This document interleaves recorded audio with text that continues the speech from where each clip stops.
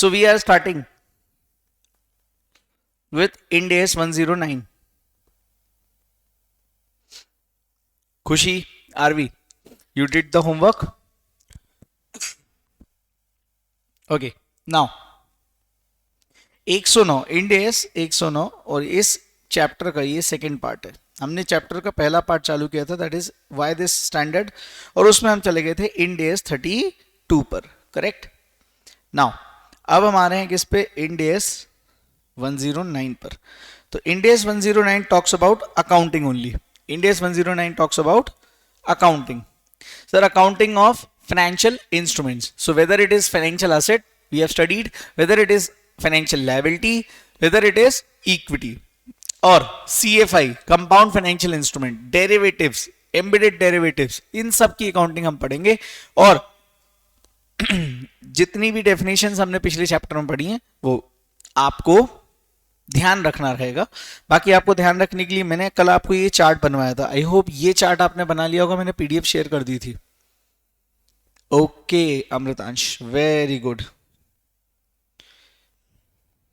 Now heading डालेंगे Ind S 109, Ind S 109. साथ साथ में लिखते चलना है ना, जहां मैं बोलूं वहां रुक जाना. ठीक है, करेक्ट. नाउ क्या नाम है इसका? और आपके टेक्स्ट बुक में it's on the page number 227 I guess, page number 227. ठीक है. नाउ सबसे पहले समझे इस इंडेस का फ्लो क्या रहेगा, कैसे कैसे हम इस इंडेस को खत्म करने वाले हैं. जैसे हमने डेफिनेशन में एक फ्लो रखा था, है ना, क्लासिफिकेशन में एक फ्लो रखा था, वैसे ही इस इंडेस का भी एक फ्लो रहेगा. सो इंडेस 109 का जो फ्लो रहने वाला है दैट इज, एक सेकेंड इसको मैं ले लू ना टेक्स्ट पे.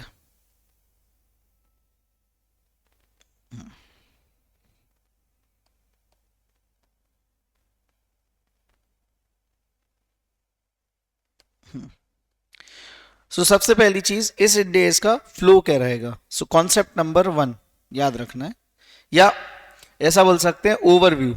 इसका मैं बता देता हूं ओवरव्यू, कि हमें कितना पढ़ना है, क्या क्या पढ़ना है, किस सीक्वेंस में पढ़ना है. तो ओवरव्यू के लिए आप ये चार्ट बना सकते हैं. Correct. First we will understand the overview. Bracket में आप लिख सकते हो फ्लो, किस फ्लो में हम पढ़ने वाले हैं. फर्स्ट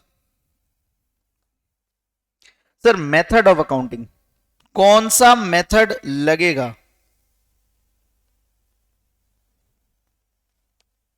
क्या पढ़ेंगे अपन? Method of accounting.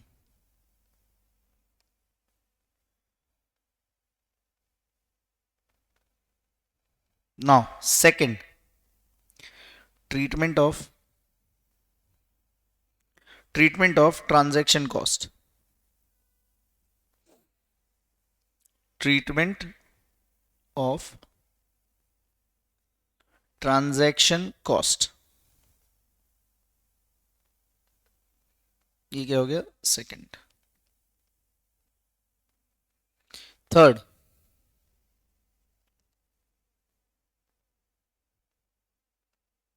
Good morning. चलो कृष्णा, आप व्हाट्सएप ग्रुप पर हो? मैं आपको लिंक शेयर कर दूंगा, आप मेरे को मेरे नंबर पे व्हाट्सएप कर देना बेटा. 8871296220. इस पर आप मुझे व्हाट्सएप कर दो, ये नंबर मेरा है. तो क्या होगा कि आपको मैं व्हाट्सएप ग्रुप का लिंक भी शेयर कर दूंगा, ताकि आपको सारे चीज़ें, रिसोर्सेज, सब कुछ मिलता रहे. करेक्ट. और टेलीग्राम का भी. डन. चलो third, sir we will see selection of accounting policy. Selection of accounting method basically.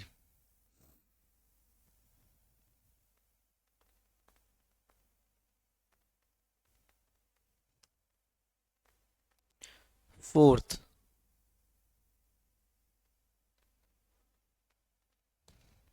है ना. We will see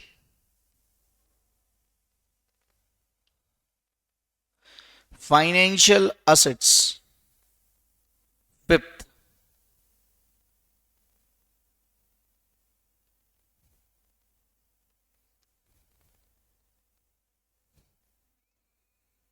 financial liability and sixth, the last one.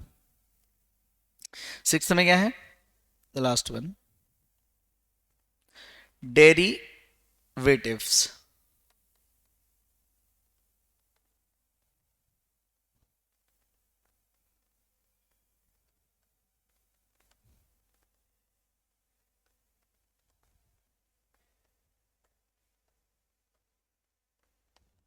कुल जमा बातें हमें कितनी करनी है इस स्टैंडर्ड में?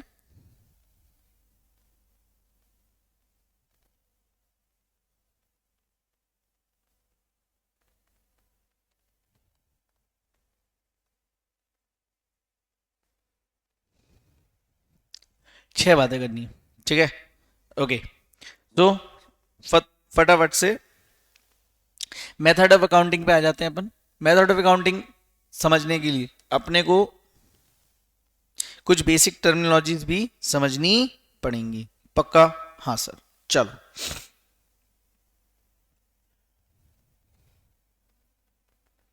नाउ लॉजिक क्या है मेथड ऑफ अकाउंटिंग में? चलते हैं सर. सो कॉन्सेप्ट नंबर 1 या फर्स्ट पार्ट,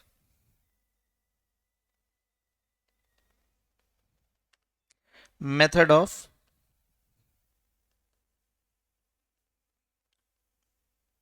अकाउंटिंग.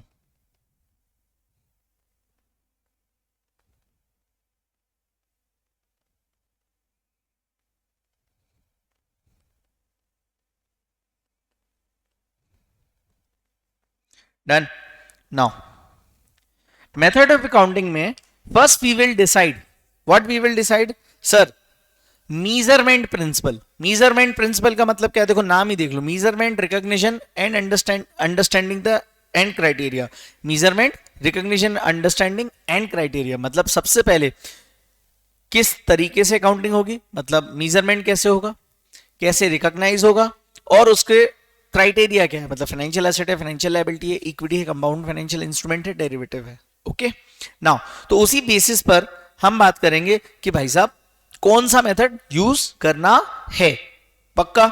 सो हमारे पास दो मेथड्स हैं. इन जनरली हमारे पास दो ही मेथड्स होते हैं, दैट इज कॉस्ट और फेयर वैल्यू मेथड. कौन सा method? Cost and fair value. Okay. Cost method use करेंगे तो उसमें हमें किस तरीके से फाइनेंशियल एसेट लायबिलिटी को रिकॉर्ड करना है, और अगर फेयर वैल्यू मेथड यूज कर रहे हैं तो किस तरीके से मीजरमेंट होगा, ये हमें चेक करना है. रिकॉग्निशन अलग देखेंगे, मीजरमेंट अलग देखेंगे. तो इसमें हमने सबसे पहले हमें क्या करना रहेगा?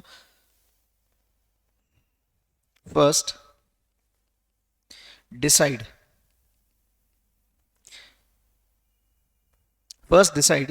measurement. First we will decide measurement principle. सबसे पहले मुझे measurement principle बताना है of फाइनेंशियल इंस्ट्रूमेंट. उसका measurement principle क्या हो सकता है सर? दो तरीके से हो सकता है, either cost और fair value. करेक्ट?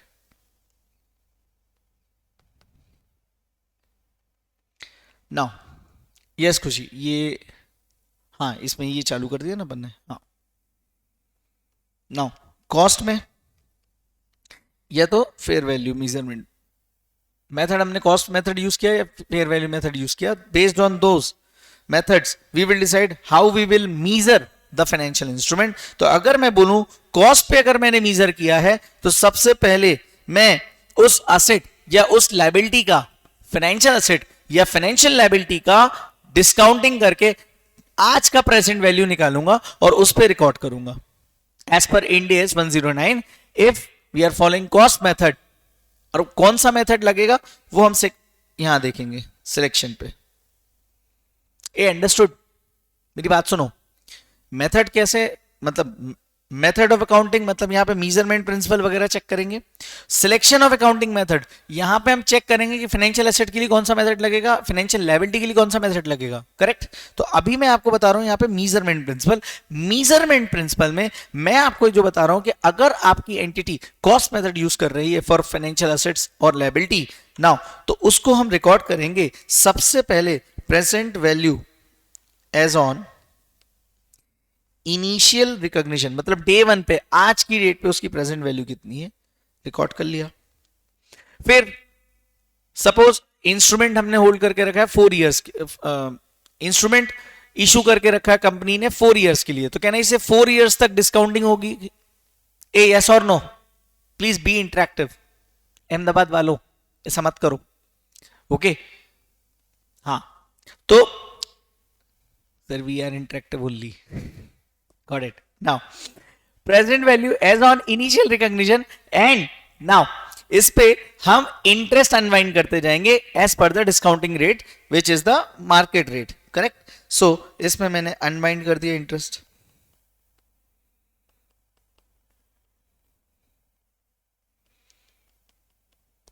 करेक्ट। हर साल अनवाइंड करूंगा तो मेरे पास आ जाएगी present value as on year end, correct. फिर कोई इंटरेस्ट हमने पे किया या रिसीव किया, डिपेंड्स, फाइनेंशियल एसेट है तो रिसीव किया होगा, फाइनेंशियल लायबिलिटी है तो पे किया होगा। हाँ, कोई इंपेयरमेंट हो गया फाइनेंशियल एसेट पे, हाँ अगर ये फाइनेंशियल एसेट है तो इस पे इंपेयरमेंट भी हो सकता है। हाँ, तो ये आपकी आ जाएगी क्या, carrying amount of financial instrument, carrying amount as on carrying amount of financial instrument as on year and.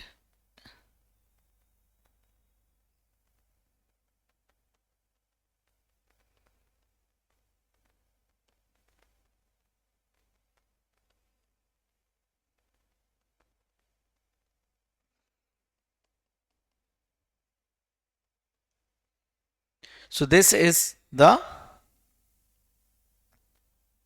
measurement principle if you are following cost method।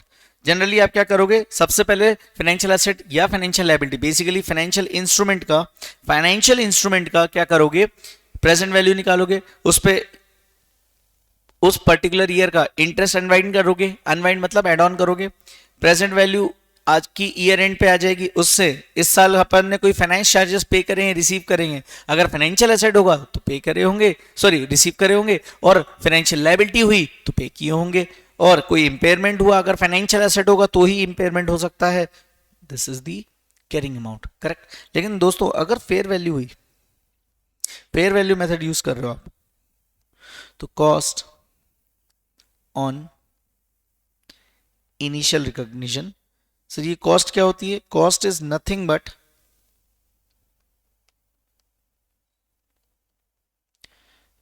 Amount paid और रिसीव्ड, एसेट हुआ तो रिसीव हुआ होगा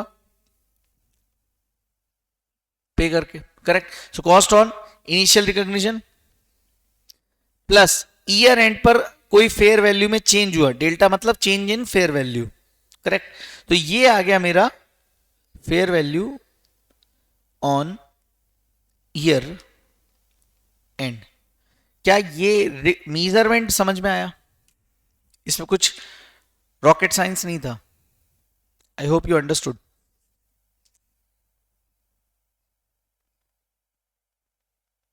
आई hope you guys understood, yes no.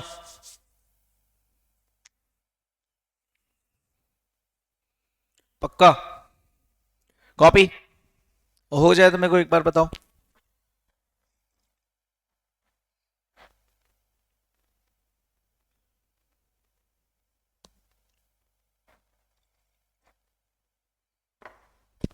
Daily we have a class from 9 a.m. to 10:45, correct? Now, these days, अभी this week, is going on. Okay, now chartered done. Okay, अब आप सोच के देखो, ये इंडेस में कॉस्ट फेयर वैल्यू मेथड की जरूरत क्यों पड़ी. लॉजिक पे थोड़ा सा चलते हैं, लॉजिक पे चलें, लॉजिक पे चलें. यस नो, मुझे एक बात बताओ, कॉस्ट मेथड पे जब हम आपकी balance sheet, when you were you know little kids, जब आप बैलेंस शीट बनाते थे, तो मुझे एक बात बताओ, आपके लिए असेट की डेफिनेशन क्या थी. असेट की डेफिनेशन आपने क्या पढ़ी थी सर. बेनिफिट वी ड्राइव, है ना. लाइबिलिटी का क्या था, बेनिफिट्स पेड. हाँ सर, लाइबिलिटीज पेड. ओके, या गिवन, करेक्ट. अब मुझे एक बात बताओ, यहां पे मैं कुछ लिख रहा हूं, don't write it, it's not for you, just to make it conceptual clarity. आपने एक कॉस्ट मेथड यूज करते हो, बैलेंस शीट में दो आइटम है, असेट लायबिलिटी. मुझे बताओ, असेट का मतलब होता है amount receivable,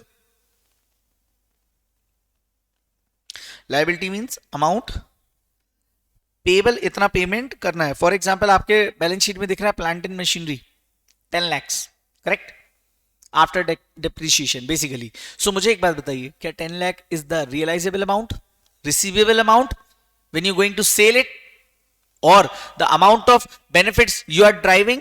Yes, no, it tell me. Acha, now so amount receivable, right, asset का मतलब amount receivable. but आप सोच के देखो, but when we were little kids, we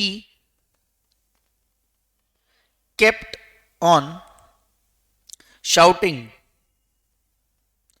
for asset. Don't write it, record at cost. हम जब छोटे बच्चे थे ना, हम 11th 12th foundation inter, we kept on saying that यार sir, asset should be recorded at cost. Yes, no, asset should be recorded at cost. A correct. But आपको याद हो, जब मैंने आपको फाइनल की बैच चालू करी थी, पहला चैप्टर अपन पढ़ रहे थे, that was basics of financial reporting. तो बेसिक्स ऑफ फाइनेंशियल रिपोर्टिंग में आईएफआरएस का डिवीजन क्या बोलता था. So but in basics of FR we study asset equals to benefits derived as on today. मतलब आज अगर मैं एसेट बेचने जाऊं तो क्या जितना अमाउंट मैं रियलाइज कर सकता हूं, that should be the amount on which asset should be recorded. Yes no. और अगर मैं लायबिलिटी की बात करूं तो बेनिफिट्स पेड और given as on today, correct. And अगर इसमें कोई डिफरेंस आता है तो we will do the treatment, मतलब जो भी डिफरेंस आएगा वो अपन इस इंडेस में पढ़ेंगे. मतलब मेरे को एक बात बताओ, असेट 5 लाख का खरीदा आपने, Krishna you tell me, Amritansh you tell me, है ना, खुशी यू टेल मी, आपने असेट 5 लाख का खरीदा, correct. On what amount you will record, tell me.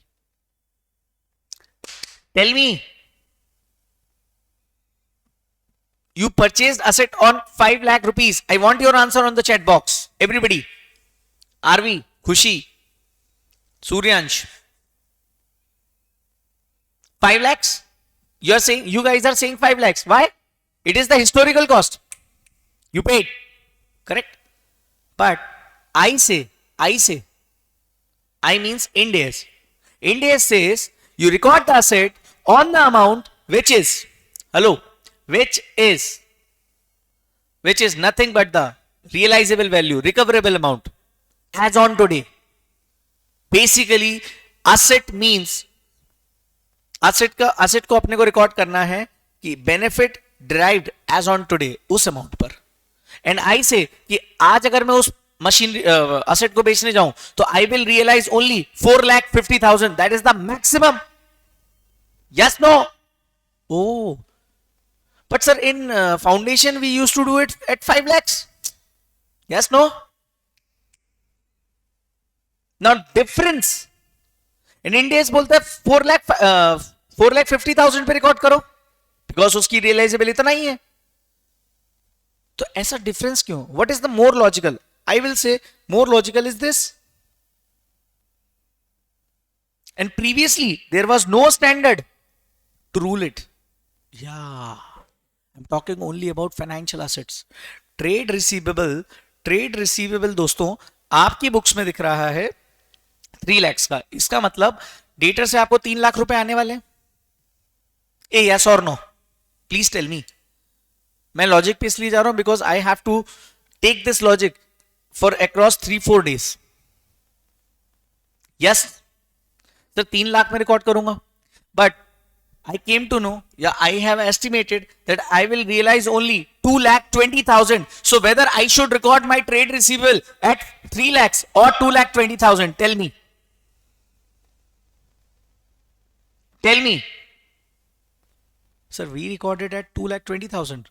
So basically you are not recording it at cost, but you keep on shouting that you are recording it at the cost. Oh. What about those 80,000? Sir, those 80,000 are provision for doubtful debts.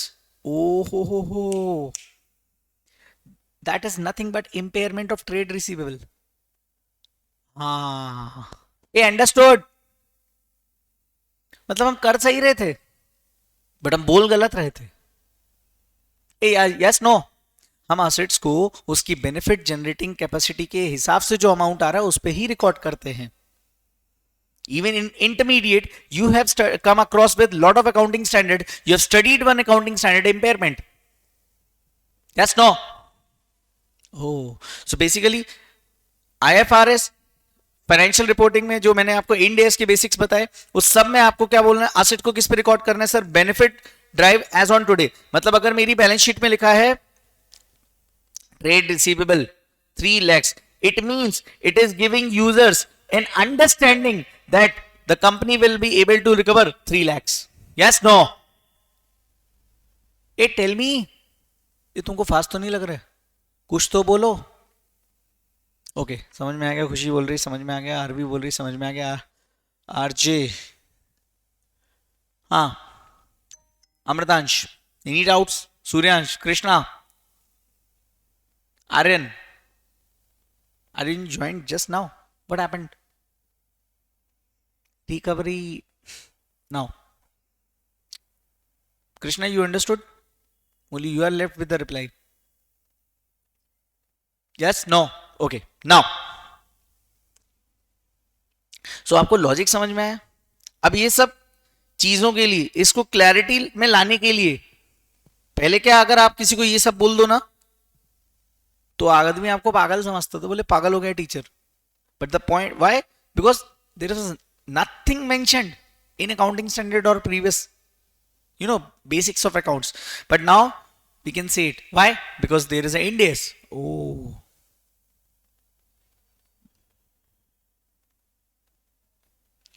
ये जो भी हम logic वाली बातें करते हैं हम कहाँ रिकॉर्ड करते हैं? HD क्लाउड पर. ओके ज्ञान की बात है. इसका एग्जाम से कोई लेने देना नहीं है. ये लिखना है क्या? ये बाद में लिख लेना. ओके चलो. तो सबसे पहले हमने डिसाइड किया measurement principle. Correct. Now measurement principle decide किया. Measurement principle of financial instrument. अगर वो कॉस्ट है तो इस तरह से हम कैरिंग अमाउंट निकालेंगे. फेयर वैल्यू है तो इस तरह से आएगा. ठीक है, यहां तक किसी कोई डाउट नहीं. Second, now chartered. सेकंड,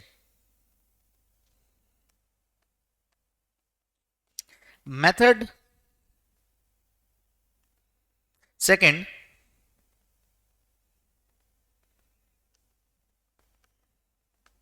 एक second. Secondly,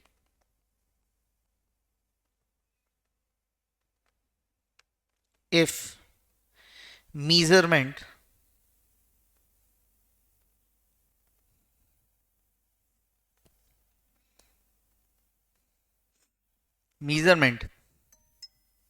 principle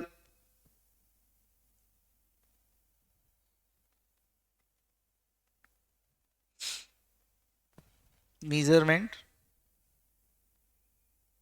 principle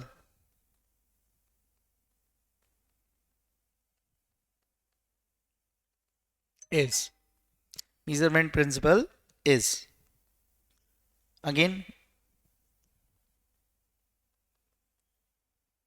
measurement principle अगर मेरा cost है या fair value है तो which method cost अगर है secondly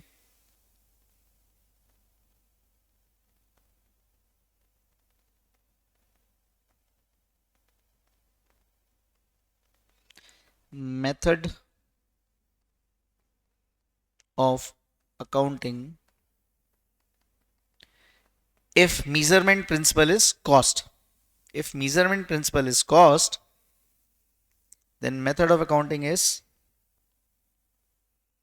method of accounting. हमें कौन सा मेथड फॉलो करना है अगर हमने measurement principle कौन सा यूज कर रहे हैं कॉस्टिंग का. Cost is our measurement principle. ये वाला मेथड फॉलो करें तो फिर हमें फॉलो करना पड़ेगा amortized cost method, ACM, amortized cost method. Correct? Now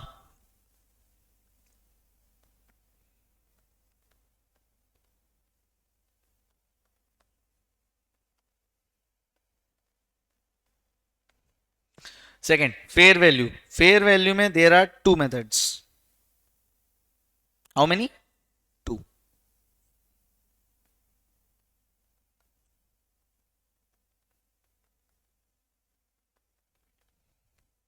Fair value through profit or loss और fair value through OCI, other comprehensive income. Other comprehensive income में भी दो.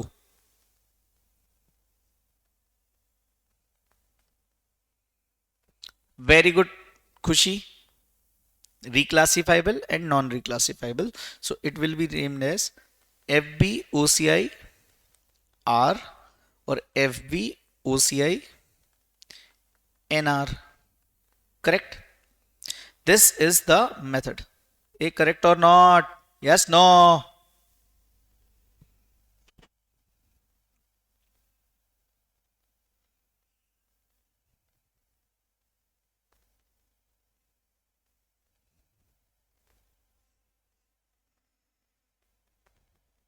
डन. यहां तक क्लियर है सभी को? Now chat.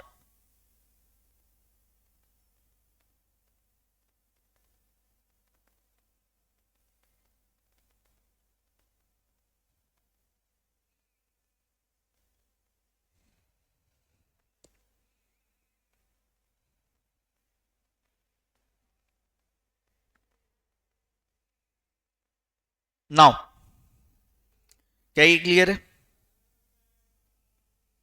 ए करेक्ट और नॉट? नाउ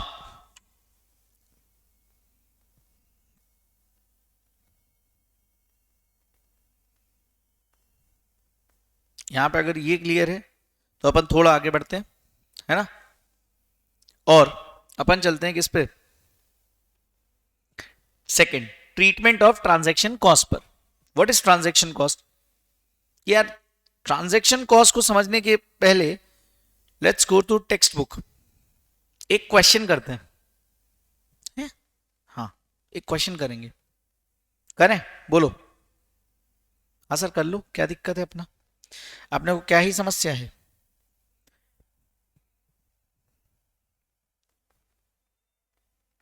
अच्छा मुझे एक चीज समझाना.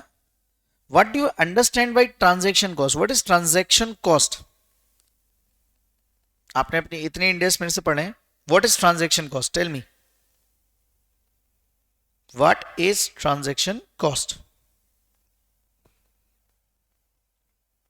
Krishna, Khushi, Aarvi, Suryansh, Amritansh, tell me. Aryan, tell me what is transaction cost?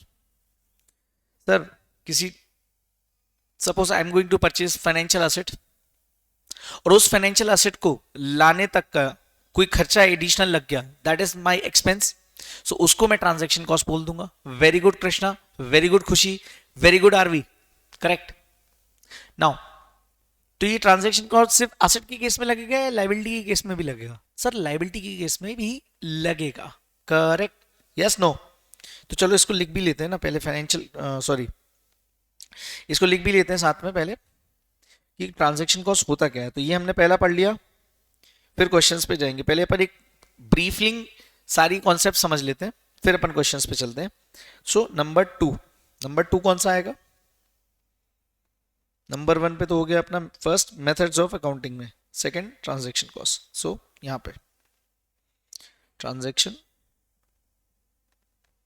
Cost.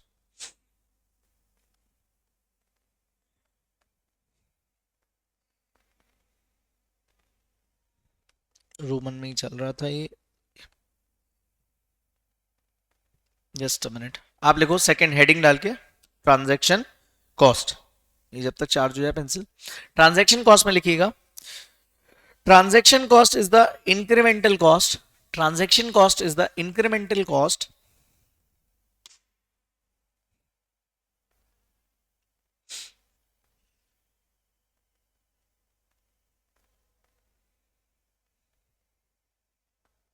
transaction cost is the incremental cost. एक second.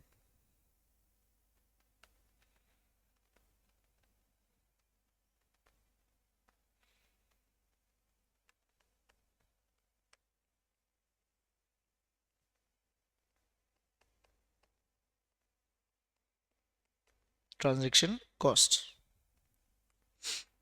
Transaction cost is the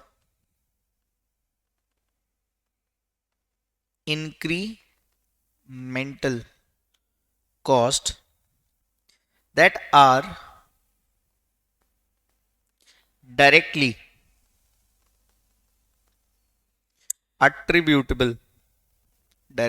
attributable to the acquisition of financial asset or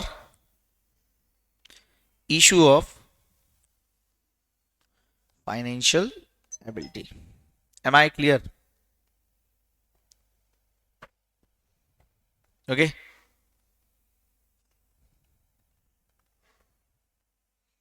Done. Transaction costs is the incremental cost that are directly attributable to the acquisition of financial assets.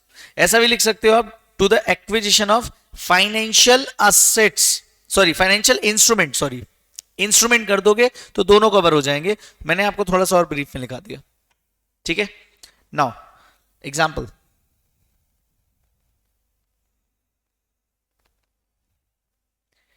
it includes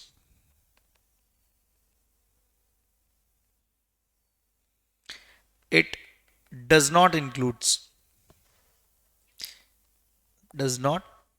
क्या क्या include होता है इसके अंदर, क्या क्या नहीं होता. चलो, नंबर वन, फीस और कमीशन, ये इंक्लूड होगा दोस्तों. लीगल फीस, ये भी इंक्लूड होगा. ट्रांसफर फीस,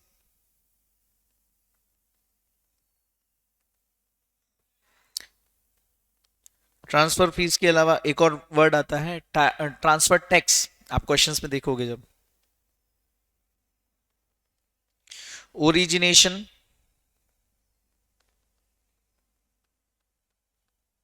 फी, कमिटमेंट फी.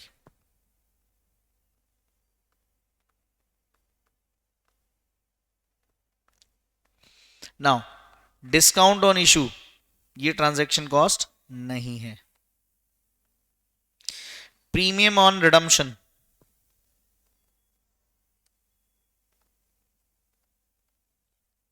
Finance cost,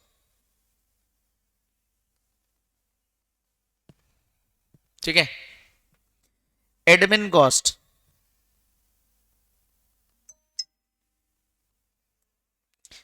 upfront fees,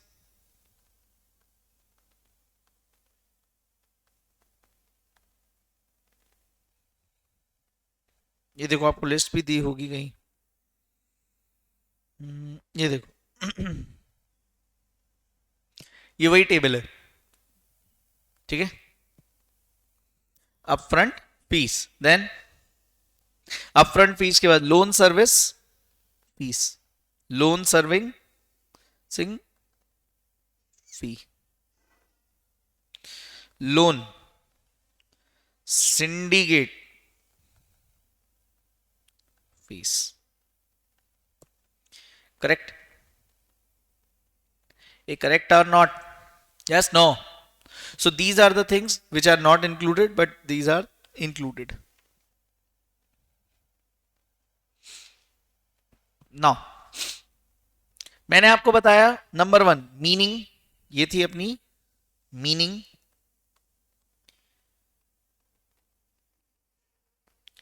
B में examples. Now comes C, treatment of transaction cost.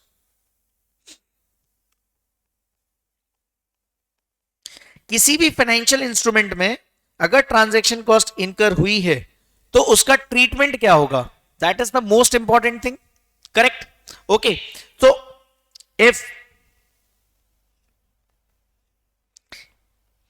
If I talk about, यहां पे अगर अमोर्टाइज कॉस्ट मेथड है तो क्या ट्रीटमेंट होगा? फाइनेंशियल एसेट है, फाइनेंशियल लायबिलिटी है। फेयर वैल्यू थ्रू एफबीटीपीएल है तो क्या होगा? एफबीओसीआई है तो क्या होगा? और अगर ट्रांजैक्शन कॉस्ट इक्विटी से रिलेटेड है, हाँ, तो क्या होगा? सो फटाफट से इसको लिखते हैं। ट्रांजैक्शन कॉस्ट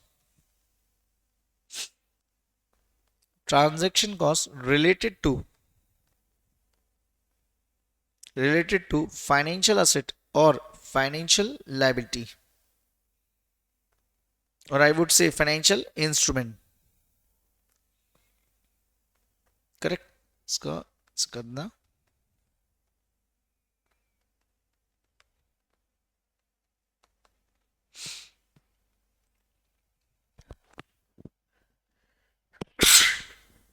सॉरी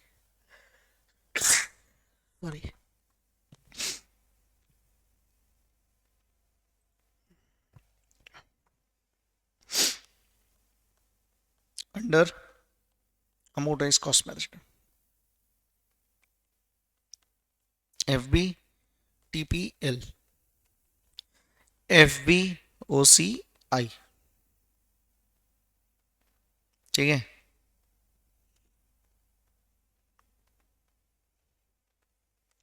FBTPL और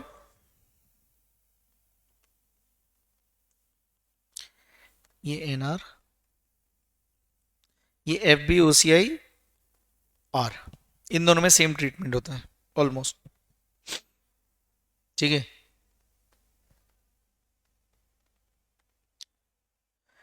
transaction cost on equity, amortise cost method में दो पार्टीशन करना है।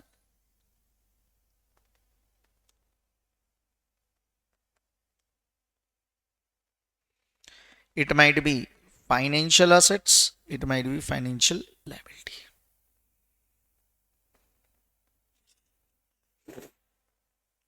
Now,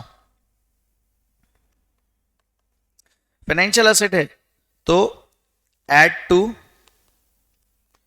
कैश फ्लोज, कैसे करेंगे वो सब अपन क्वेश्चन में देखेंगे।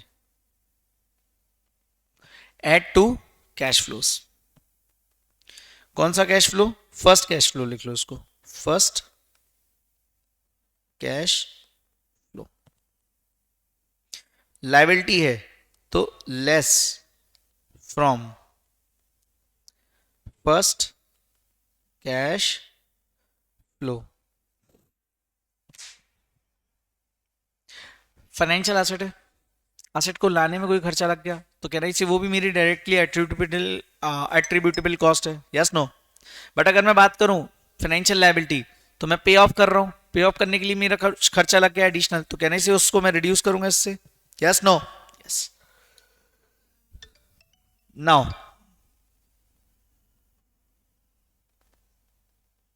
नाउ इसके बाद F B O C I R reclassifiable, या फिर अगर मैं बात करूं F B T P L, तो इसका क्या होगा ध्यान से।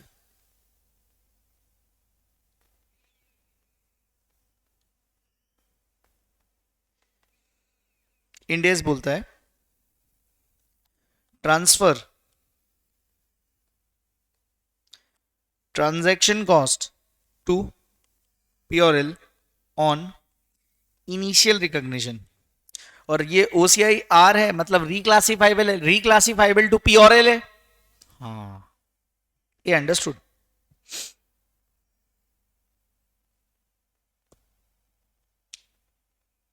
ठीक है,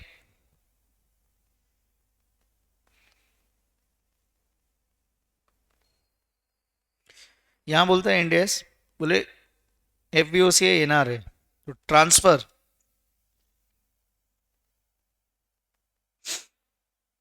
transfer transaction cost to other comprehensive income on initial recognition. Why? Because it is non reclassifiable, मतलब ये उसी में रहेगा और लास्ट में statement of changes in equity जब ये डी रिकॉग्नाइज होगा। और अगर इक्विटी की मैं बात करूं तो transfer transaction cost to other equity on initial recognition.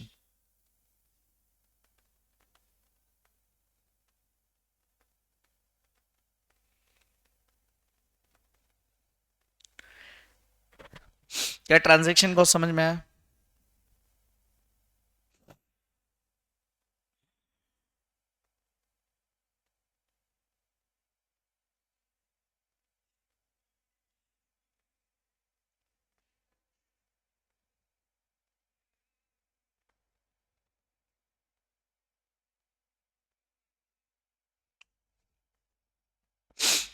Yes, no? Tell me.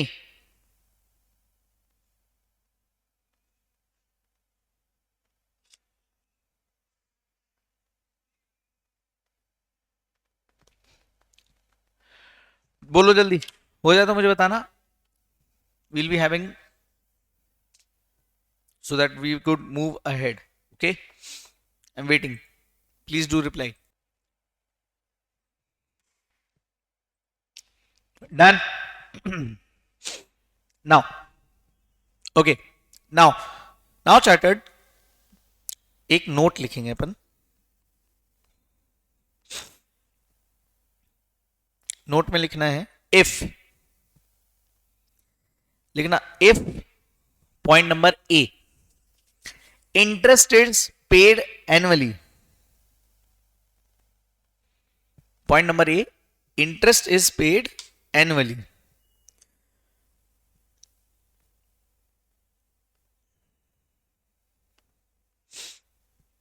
if point number A interest is paid annually,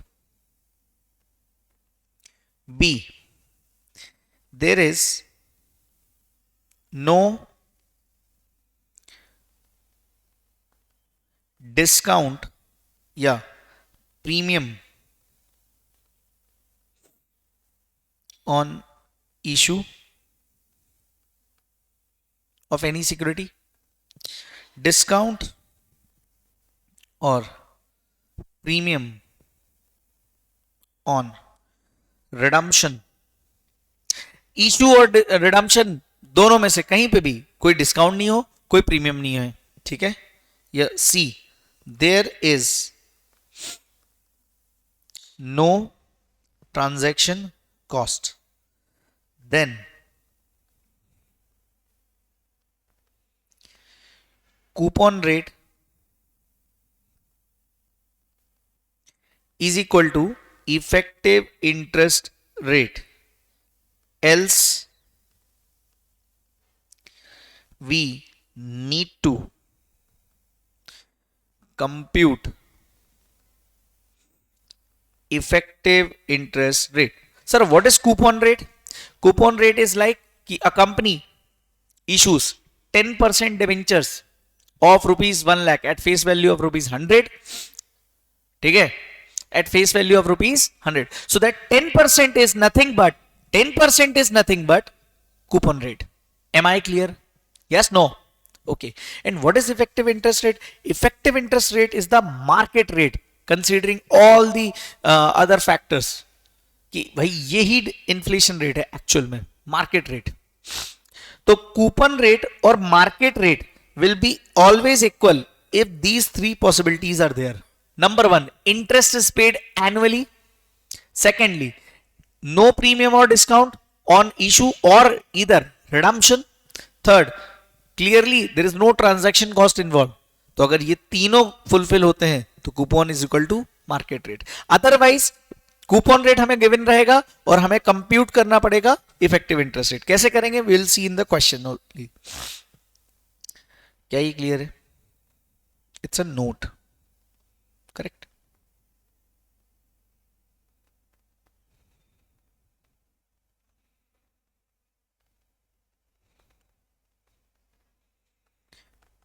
ये नोट है, नोट.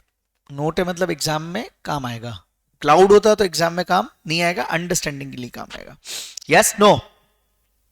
सो हमने फ्लो समझा इस इंडियस का. हमें कितनी चीजें पढ़नी है? 6. हमने मेथड ऑफ अकाउंटिंग समझ लिया, उसमें मेजरमेंट प्रिंसिपल भी समझ लिया. Now we are into treatment of transaction cost, वो भी हमने खत्म कर दिया. Now we are into the third segment of this part of the Ind AS and that is standards selection of accounting method.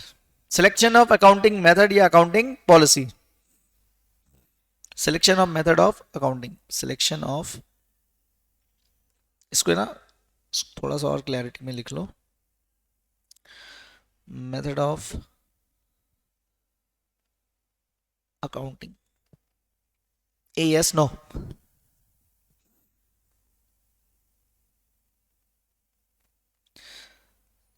Now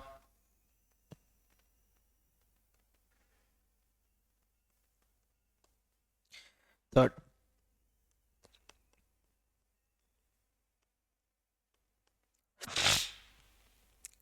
selection of method of accounting.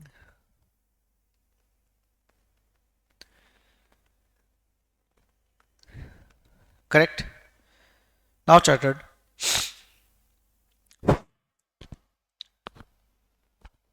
Selection of method of accounting. Correct. So before we jump into that, we need to understand some important terms. Basically, method of accounting is a method of accounting is a matter of accounting policy. It is nothing but matter of accounting policy. कौन सी चीज आप select कर रहे हो, that is important. Correct. Now, number one, point number one. Method of accounting is a matter of accounting policy. ये क्या है? ये एंटिटी की पॉलिसी होती है. ये हेडिंग है आपकी, ये रेड होना चाहिए.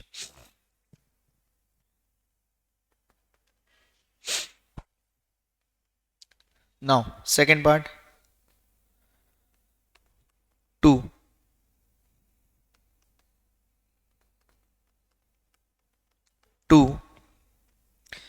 Select an accounting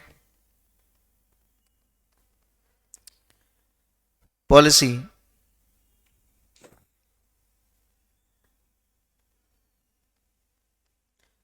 first, understand important terms, understand important terms.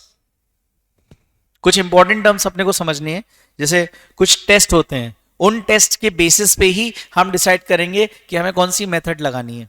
ओ मतलब ऐसा खुद की जजमेंट से हम मेथड नहीं लगा सकते, we have to apply test.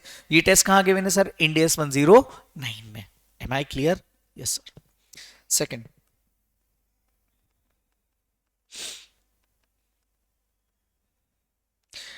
Understand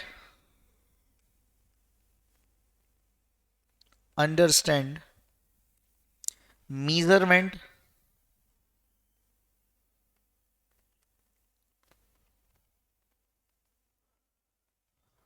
principles। A measurement principle हमने अभी पढ़ा ना, वही, तो इसको हम ज्यादा डिटेल में नहीं देखेंगे, सेकंड वाले को। Third, understand which method of accounting is available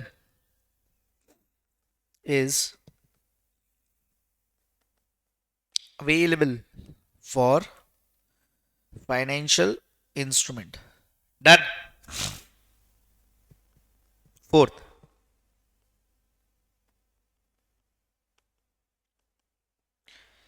decide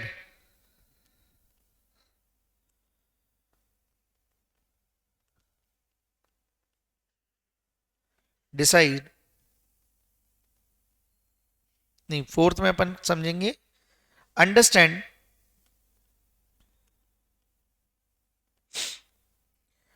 concept of transaction cost which we already did। Fifth,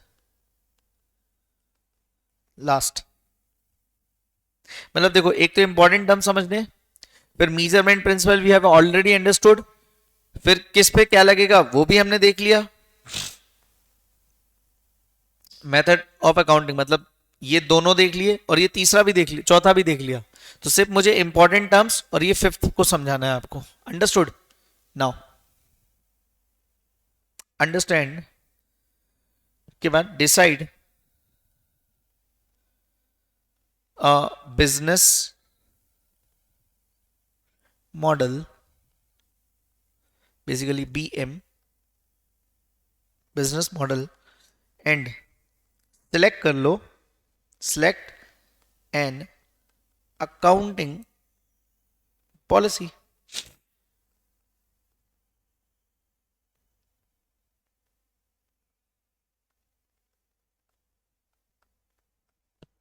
done. Select accounting policy. तो बेसिकली सिलेक्ट अकाउंटिंग पॉलिसी, एक accounting method is a subject of matter of accounting policy, कि कौन सी accounting policy लग रही है। अब मुझे अकाउंटिंग पॉलिसी सिलेक्ट करने के लिए 5 चीजों का ध्यान रखना पड़ेगा। नंबर वन कुछ इंपॉर्टेंट टर्म्स है वो समझने, उसके बाद measurement principle of financial instrument, तीसरा कौन सी मेथड लगेगी उसके हिसाब से, चौथा ट्रांजैक्शन कॉस्ट अगर कोई इनकर हुई तो उसका क्या ट्रीटमेंट होगा, पांचवा मुझे एक बिजनेस मॉडल डिसाइड करना है और अकॉर्डिंगली उसमें अकाउंटिंग पॉलिसी अप्लाई करनी है। ठीक है,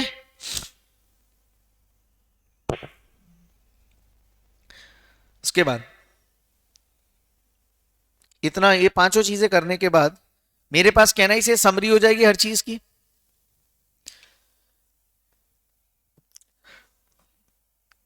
और उस बेसिस पे मैं डिसीजन ले सकता हूं।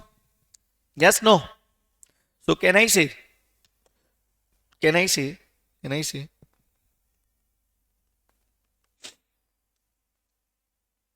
Summary of methods. So basically अगर ये पांचों चीजें मैंने समझ ली तो कैन आई से फाइनेंशियल असेट में अमाउंटाइज कॉस्ट मेथड लगेगी या फेयर वैल्यू मेथड लगेगी, ये चेक कर लेंगे हम।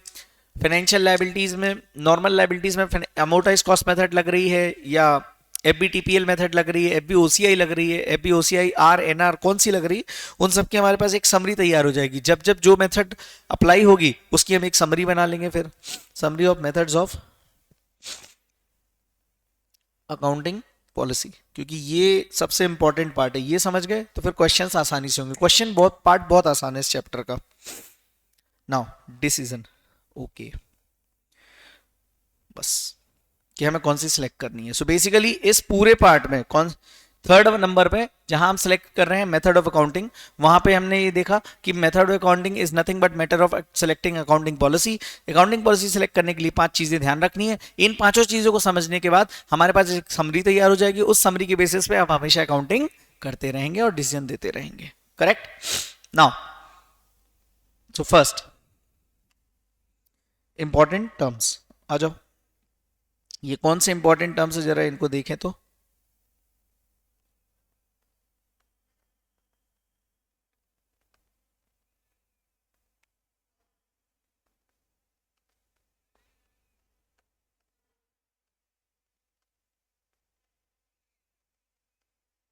the important terms,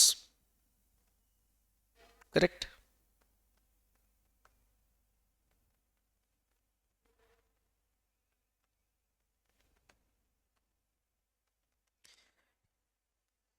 Understand the important terms, correct? Now सबसे पहला टर्म है, हेडिंग डालना,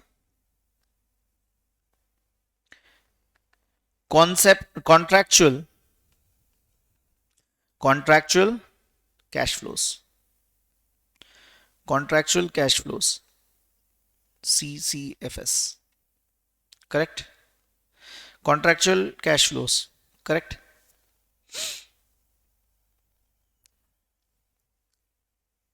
करेक्ट? क्या होता है ये? Payment solely related to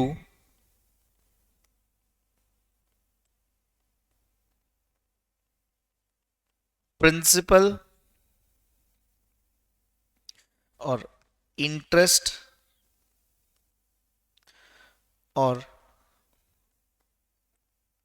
both, principal interest और बोथ।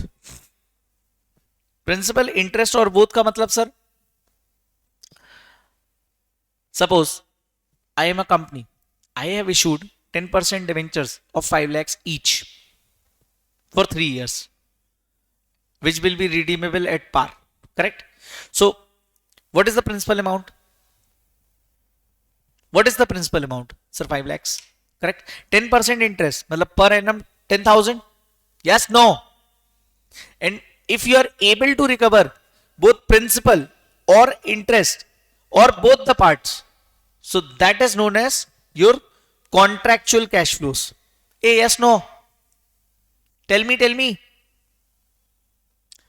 क्या ये समझ में आ रहा है? कॉन्ट्रैक्चुअल कैश फ्लो क्या है कि भाई 5 लाख भी पूरा, interest per annum is 10,000, total 30,000, पूरा रिकवर वो भी कर लिया। तो कहना है ये 5,30,000 is nothing but contractual cash flows in an span of 3 years। पक्का? ओके,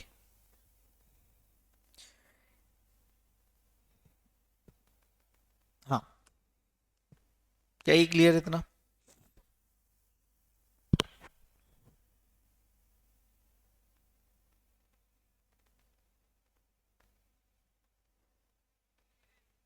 इसमें आता है, इसमें आपको इंपॉर्टेंट टर्म्स में पहला अपन ने पढ़ा contractual cash flows, CCFS, but इसका एक और नाम होता है SPPI test. What is SPPI test? SPPI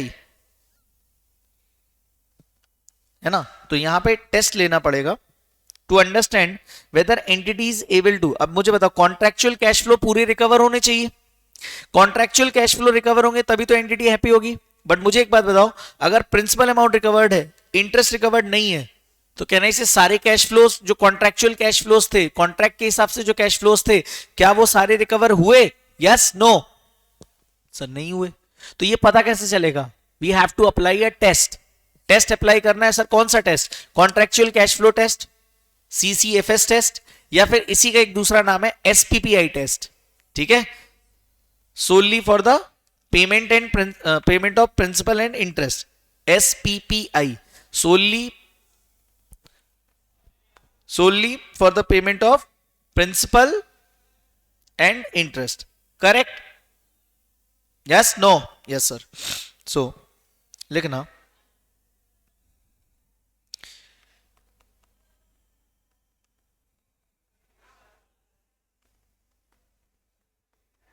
now CCFS test और इसी का नाम क्या है? SPPI test. ये क्यों लगाना है समझ में आए? To check whether entity is able to recover the contractual cash flows or not.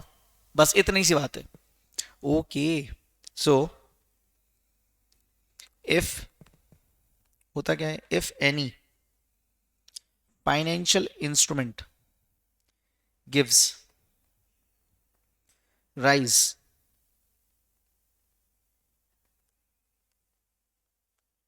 on specified dates to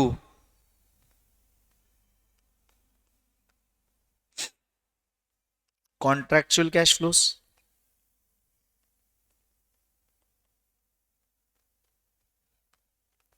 that are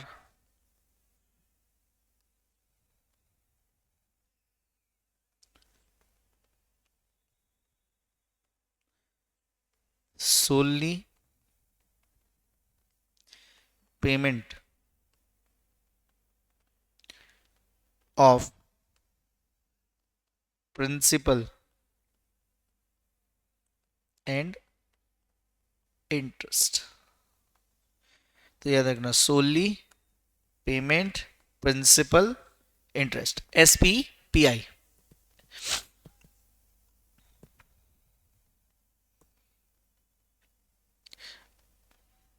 कहने का तात्पर्य यह है, if any financial instrument gives rise on specified dates to contractual cash flows. What is contractual cash flows? Example के लिए बोलता हूं मैं.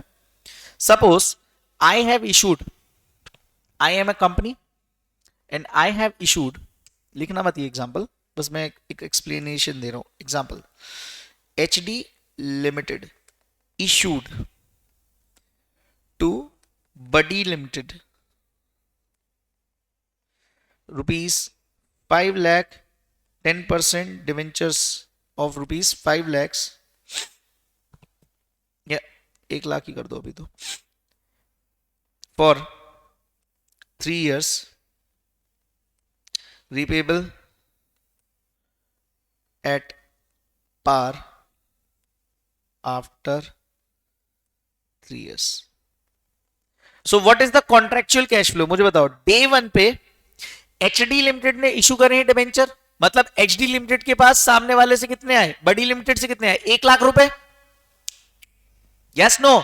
सो कैन आई से जीरो, ये है ईयर 0, ये है ईयर 1 2 और 3. करेक्ट? इस दिन पे कैश फ्लो क्या हुआ है मुझे बताओ.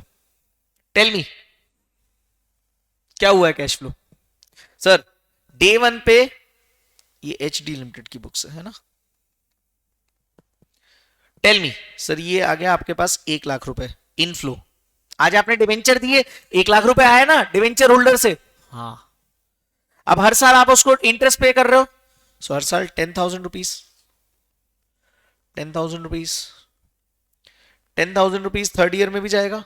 Yes no? Krishna, Amritansh, Suryansh, tell me. Plus इस साल आपको 1 लाख रुपए रीपे भी तो करना पड़ेगा. हाँ, correct. Now these are what? Contractual cash flows.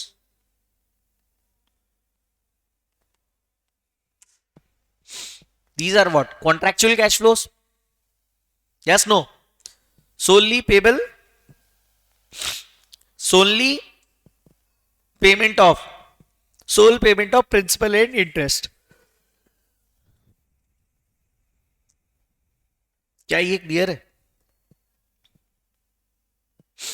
तो ये बात यही तो बोल रहा है कि if any financial instrument gives rise on specified dates, specified dates मान लो year end 31 March, to contractual cash flows, contractual cash flows ये वाले, that are solely payment of principal and interest, इसमें सिर्फ और सिर्फ पेमेंट किसका हो रहा है? प्रिंसिपल एंड इंटरेस्ट, करेक्ट, जो डे वन पे कॉन्ट्रेक्चुअल था।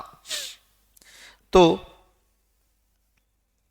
देन वी कैन से, इसी के आगे कंटिन्यू, ये एग्जांपल समझ में आया? इस एग्जांपल को लिखा रहने दूं क्या, या हटा दूं? बोलो, लिखा रहने दूं, हटा दूं? ये अंडरस्टूड है कॉन्ट्रेक्चुअल कैश फ्लो क्या होते? लिखा रहने दो। आरवी सिंह सर जो लिखा है लिखा रहने दो, ठीक है। मैं इसको थोड़ा सा नीचे कर देता हूं, मेरे को बस ये कंप्लीट करना है। Then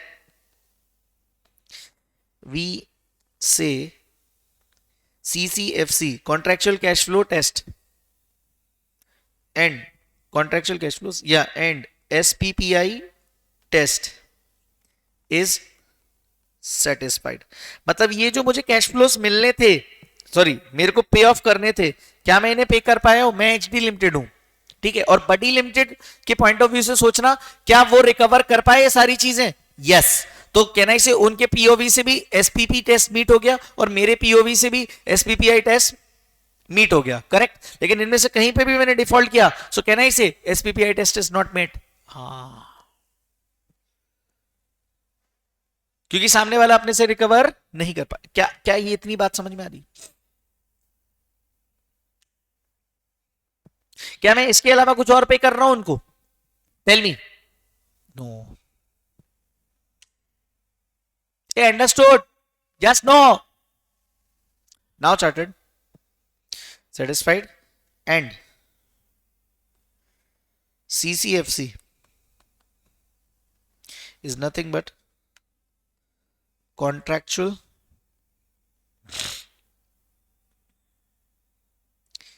cash flows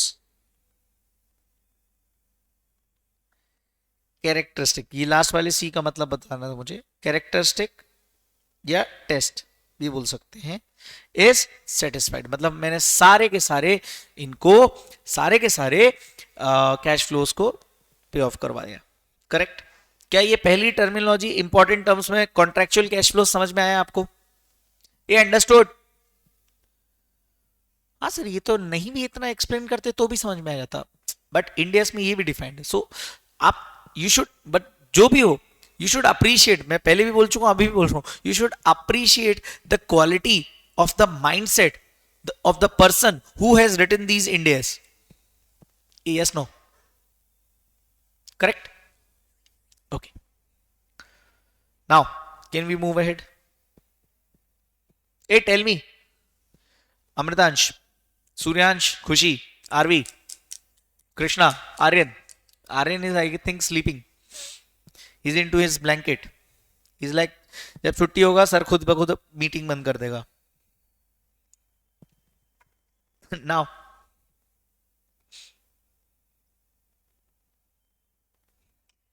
just a moment, हाँ जस्ट अ मोमेंट।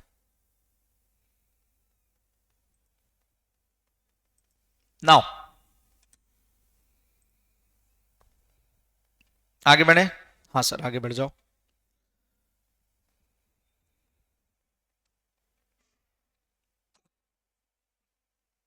पहला इंपॉर्टेंट टर्म समझ में आया? Now second term, cash flows, cash flows from trading. Trading समझते हो? यू गाइस इनटू इट ना? ट्रेडिंग, अभी खरीदा फिर बेचा, फिर खरीदा फिर बेचा, फिर खरीदा फिर बेचा। Now it refers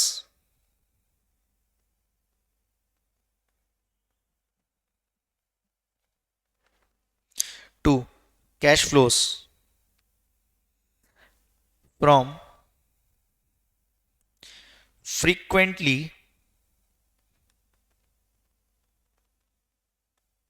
buying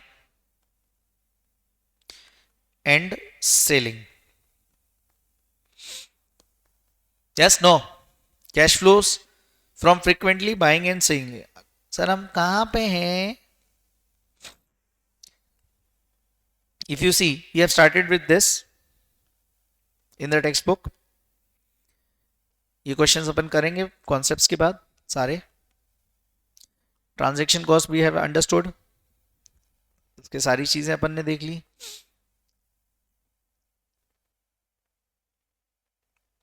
selection पे हम we are into this. Once we get into it, we'll start with this, and this is the one of the most important areas.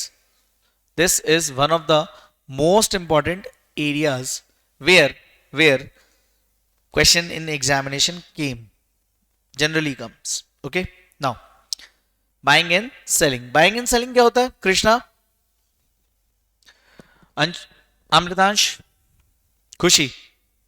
Sir securities खरीदना बेचना। Correct correct. तो क्या ये समझ में आता है कि फ्रीक्वेंटली अभी खरीदा 2-1 घंटे में फिर बेच दिया, जैसे ही मार्केट अप एंड डाउन हो रहा है हम तुरंत अकॉर्डिंगली इमीडिएट एक्शन ले रहे हैं? Yes no? इंटेंशन हमारा ट्रेडिंग का है, इंटेंशन हमारा ट्रेडिंग का है मतलब बेसिकली तुरंत मुनाफा कमाना है, अपने को प्रॉफिट अर्न करना है। In we are purchasing and selling the securities. Yes no? हाँ। So that is those are the cash flows from trading, buying and selling. Okay. Now chapter third and the last one, business model.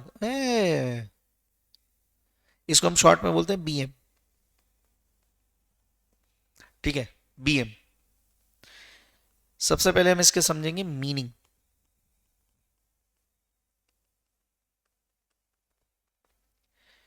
Business model means intention of an entity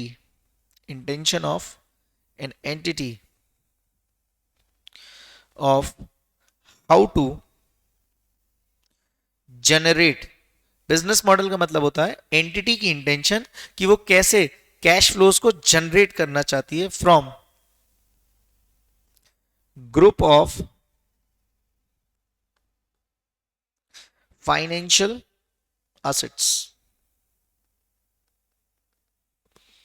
ठीक है, entity की intention कि वो किस तरीके से generate करना चाहती है cash flows from the group of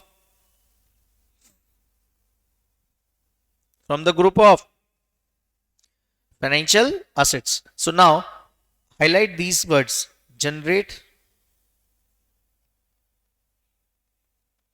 है ना, and how।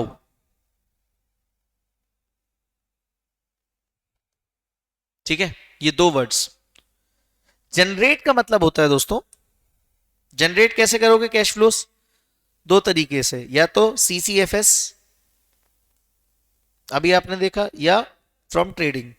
हाँ, okay. Generate by contractual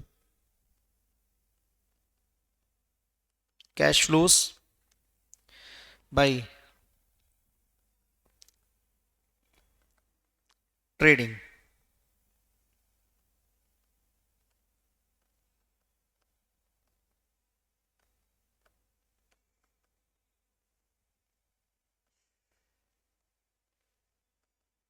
now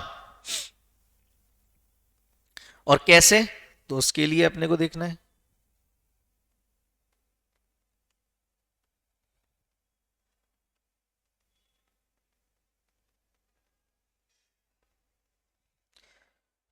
how में दो तरीके से, या तो हम उस इंस्ट्रूमेंट को होल्ड करें या ट्रेड करें। इधर वी कैन होल्ड इट और ट्रेड इट। ये अंडरस्टूड?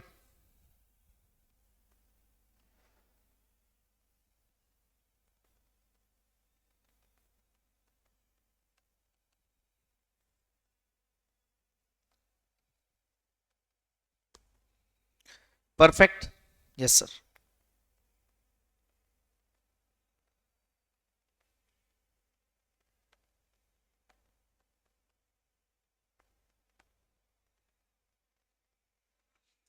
डन।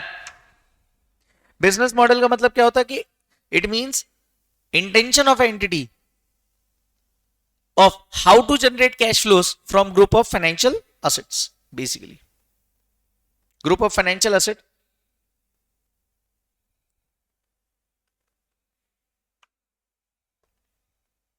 करेक्ट। हाँ sir, group of financial assets, तो फिर क्या मतलब ये बीएम टेस्ट, ये जो बिजनेस मॉडल है, ये हम लाइबिलिटी के केस में नहीं कर सकते, फाइनेंशियल लाइबिलिटी के केस में नहीं कर सकते, नो चार्टर्ड। वहां पे आपको याद रखना है, फाइनेंशियल लाइबिलिटी के केस में ऑलवेज एंड ऑलवेज हमें जो अकाउंटिंग पॉलिसी यूज करनी है वो करनी है एसीएम, अमोर्टाइज कॉस्ट मेथड। किसके लिए? ये देखो मैंने आपको मेथड्स बताया ना यहाँ पे, ये कॉस्ट है तो कौन सा method? Amortise cost method. Fair value तो ये, ठीक है। पर ध्यान रखना सारी की सारी फाइनेंशियल लायबिलिटीज इसी मेथड से होंगी, अमोर्टाइज कॉस्ट मेथड से अकाउंटिंग होगी। सारी की सारी फाइनेंशियल लायबिलिटीज की अकाउंटिंग किससे होगी? अमोर्टाइज कॉस्ट मेथड से होगी। दो एक्सेप्शन है, अगर डेरिवेटिव है तो एफबीटीपीएल पे जाना है, और फाइनेंशियल गारंटी है तो भी एफबीटीपीएल पे जाना है।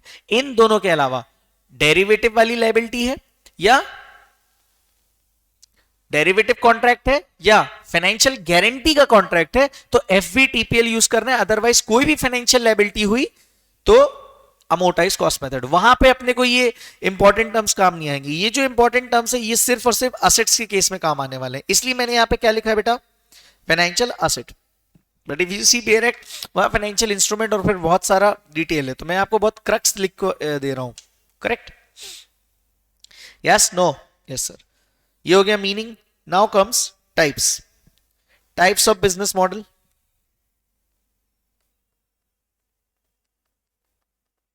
Correct?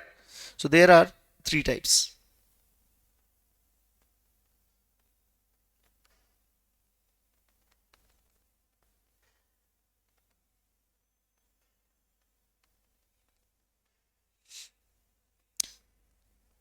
Business model one, business model two, business model three.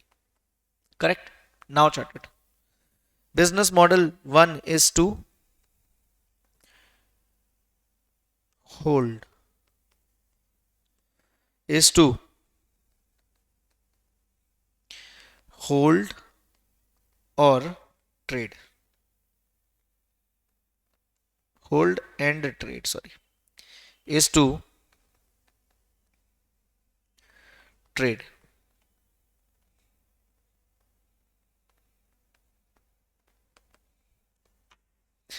Done. ये है हमारा बिजनेस मॉडल। करेक्ट? तो क्या ये बिजनेस मॉडल समझ में आया? हेलो, क्या ये बिजनेस मॉडल समझ में आया एवरीबडी? बिजनेस मॉडल क्या है? Intention of entity on how to generate cash flows. अब ये जो मैंने आपको इंपॉर्टेंट टर्म समझाए हैं, इन इंपॉर्टेंट टर्म्स को के बेसिस पे, इन इंपॉर्टेंट टर्म्स के बेसिस पे we will select we will select we will select कि कौन सी अकाउंटिंग पॉलिसी हमें यूज करनी है, कॉस्ट और fair value. Sir, we have done this, now we are into second one, then third, then fourth. ये तीनों हमने ऊपर ही पढ़ लिए, तो we will be in the fifth one. Correct? Now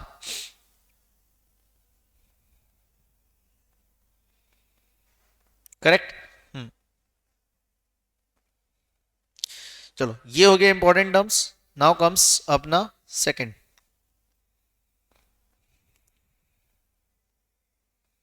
second,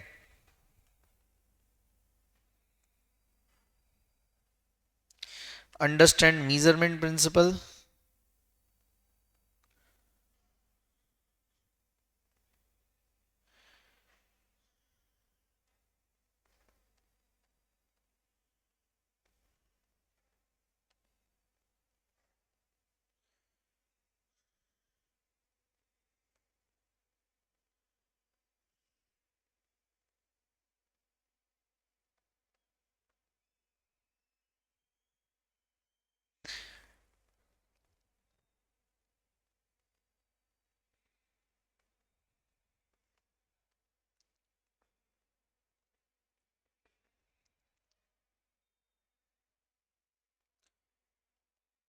already covered in above introduction.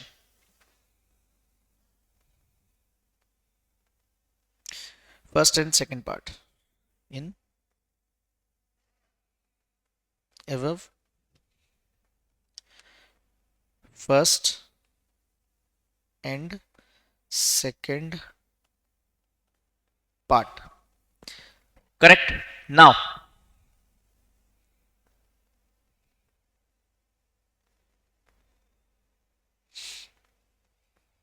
now now test क्या है वो अपन देखते हैं. फिफ्थ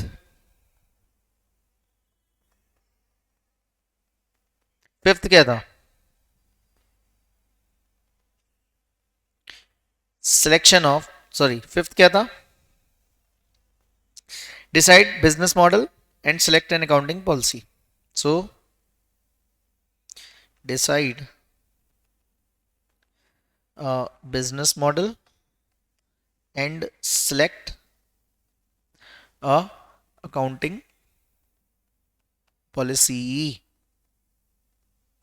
ठीक है, इसके लिए अपने को चेक करना पड़ेगा.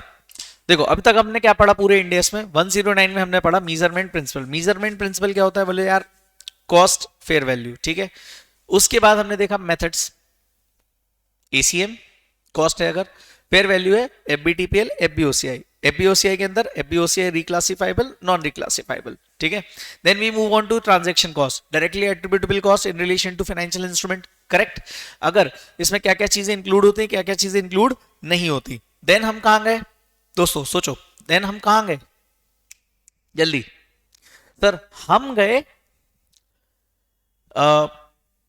Selection of method of accounting पे, और हमें वहां जाके मालूम पड़ा कि मेथड को सिलेक्ट करना एक अकाउंटिंग पॉलिसी होती है. उस अकाउंटिंग पॉलिसी को सिलेक्ट करने के लिए we have to understand 5 things. First, we will understand some important concepts, terms like contractual cash flows, और जिसके अंदर हम एसपीपीआई टेस्ट मीट करवाएंगे अगर वो एसपीपीआई टेस्ट मीट होता है. ठीक है. Second we will understand cash flows from trading, contractual cash flows from trading. Then comes business model. Correct. उसके बाद हमें समझना था मेजरमेंट प्रिंसिपल, हम ऑलरेडी समझ चुके हैं. हमें समझना था मेथड्स, हम ऑलरेडी समझ चुके हैं. देन हमें समझना था ट्रांजैक्शन कॉस्ट, हम ऑलरेडी समझ चुके हैं. फिर हम आ गए कहां पे? फटाफट से लास्ट में बिजनेस मॉडल सेलेक्ट करने के लिए एंड अकाउंटिंग पॉलिसी को ड्राफ्ट करने के लिए. अब ये जो स्टेप है ये है करीबन मुझे लगेंगे इसमें 30 minutes, and we are left with only 8 minutes. So ऐसा कर सकते हैं, आज अपन जल्दी खत्म करके कल एक्स्ट्रा कर लें. बोलो done everybody? Okay okay. So see you tomorrow at 9 AM sharp. Okay, 9:05 पे अपनी क्लास चालू होगी. 10:30 10:40 तक अपनी क्लास रहेगी डेली. इतना ही अपने को पढ़ना है. ठीक है. We'll complete the pending part till 28th of Feb. We'll complete entire FR which is pending. Okay, bye bye.